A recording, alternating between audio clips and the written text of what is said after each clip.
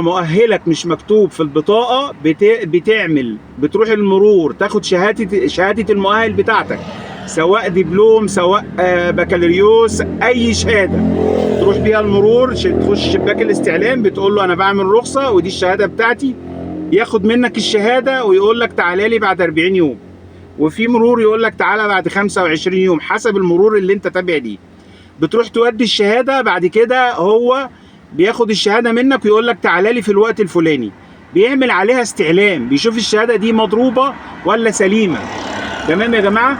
يبقى انت اول خطوة بتاخد الشهادة للناس اللي المؤهل بتاعها مش مكتوب في البطاقة، بتاخد الشهادة بتاعتها وتروح تقدمها في المرور وتعمل عليها استعلام. طب اللي ما معهوش مش متعلم لازم يعمل حاجة اسمها محو أمية، بتعمل شهادة محو أمية وبعد كده تاخدها توديها المرور برضه بيعملوا عليها استعلام، وبعد كده بتبدأ تمشي في إجراءاتك اللي احنا هنقولها دلوقتي في بقية الفيديو.